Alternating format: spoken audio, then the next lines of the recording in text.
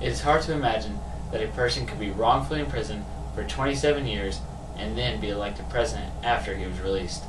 It is even harder to believe that that same person could feel no hatred toward the people who imprisoned him. This is the story of Nelson Mandela's life. I have had people put me down and betray me in the past, but nothing like what Nelson Mandela experienced.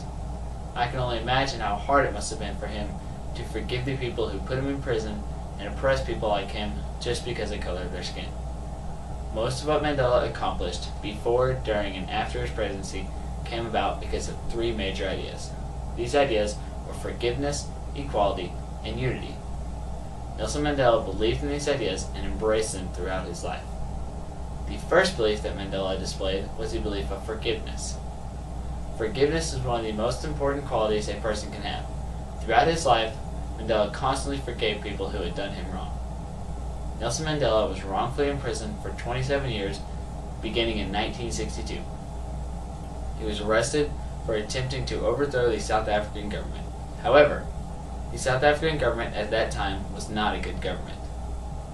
They were oppressing black people just because of the color of their skin.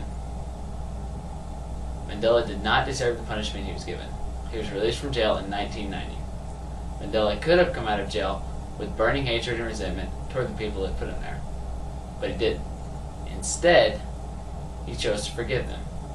In the movie Invictus, Matt Damon's character says about Mandela's imprisonment, "I was thinking about how you spent 30 years in a tiny cell and come out ready to forgive the people who put you there." Mandela knew that to forgive was the only way he could move on and accomplish what he needed to. Mandela adopted forgiveness as his policy during his presidency. When Mandela won the election and became president, most of the blacks in South Africa thought it was finally time for them to get back at the whites for all the oppression the whites had committed over the years. Mandela had a different idea. He called upon the blacks to forgive the whites. He wanted everyone to live together with no hatred towards one another. Mandela used forgiveness to begin the transformation of South Africa and avoid the country descending into years of racial fighting. The next belief Mandela embraced is equality. Equality was something that South African blacks had been fighting to gain for many years. Mandela had been part of this struggle most of his life. The election that saw Mandela become president was the first democratic election in South African history where all races were allowed to vote. This was the beginning of blacks gaining more and more equality in the country. When Mandela became president, he did not strive to put blacks above whites. Instead, he attempted to make both sides equal. He recognized that the only way, by only seeing the common humanity in one another, could the races live at peace. The last belief Mandela championed during his presidency was unity. For generations, South African society had been based on groups of people resenting other groups of people. Mandela attempted to stop this way of thinking and bring the country together as one. Mandela knew that the more unified South Africa's people were, the stronger the country would be. He called upon the people of South Africa to look past their differences and come together as a whole. One of the most famous ways Mandela brought the country together was the support of the nation's rugby team. The year of the World Cup, South Africa's rugby team was all white with the exception of one black player, and not very good. The blacks in South Africa did not like the team because they were mainly white, and they tried to get rid of them, but Mandela stopped them from doing so.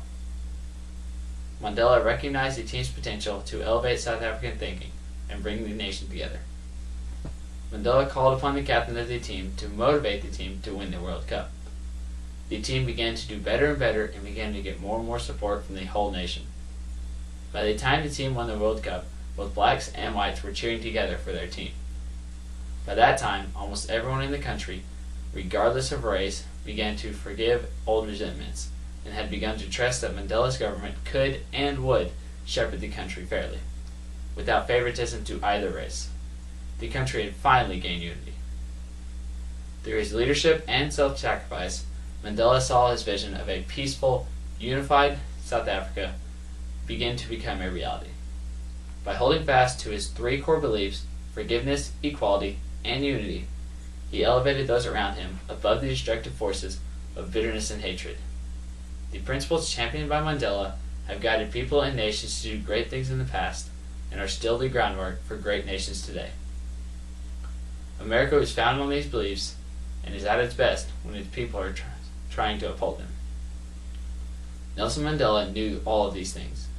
He knew that in forgiveness lies the power to overcome one's past. In equality lies the power to reach one's potential. In unity lies the power for one to realize that he is brother to all men. When someone in leadership has these three beliefs, the world's greatest impossibilities become possible. In fact, they become a reality. In Nelson Mandela's story, in his public accomplishments, lies one of the greatest realities of all. That of a man who used his life to change the world for the better.